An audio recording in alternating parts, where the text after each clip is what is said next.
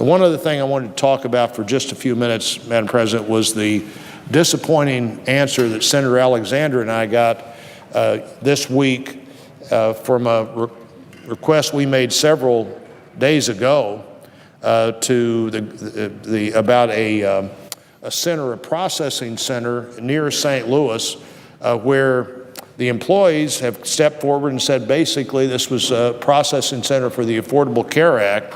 The one group that may not be able to afford the Affordable Care Act, among many others, may be the taxpayers, because these employees stepped forward and said, we're really not doing anything. The St. Louis Post-Dispatch reported this morning, quote, whistleblower allegations last month that claimed workers slept, read, or played games at the Wentzville invoked a flurry of questions from Missouri's congressional delegation.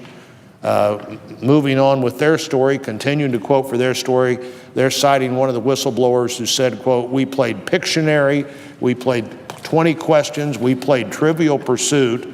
One employee told the Post-Dispatch she estimated she'd processed 6 applications in the entire month of December.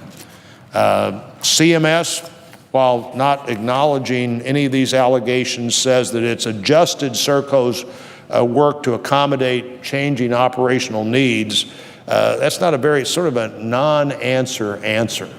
If we want the government to work more effectively, the government has to be responsive. The government has to be responsive to the Congress.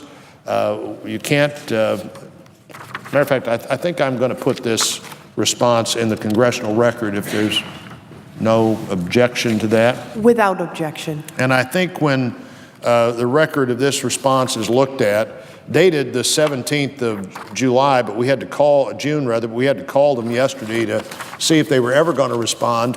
And they have stamp dated this a few days ago, but we certainly hadn't received anything. I understand the Affordable Care Act's not going the way the administration hoped. That doesn't mean they can continue to pretend that there are applications where there are no applications, or work where there's no work, or contracts with companies that haven't performed in other countries. This is a British company, Serco, that was already in trouble with the British government for not performing there, which appears to be maybe one of the entry-level considerations to get a $1.25 billion contract here. I'd like to have answers to these questions. I know many in the Congress would like to have answers to the questions that they'd like to ask rather than the information that the administration would like to give.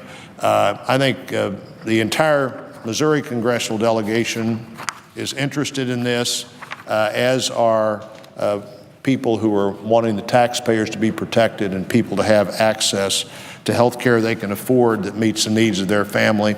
And with that, I would yield the floor.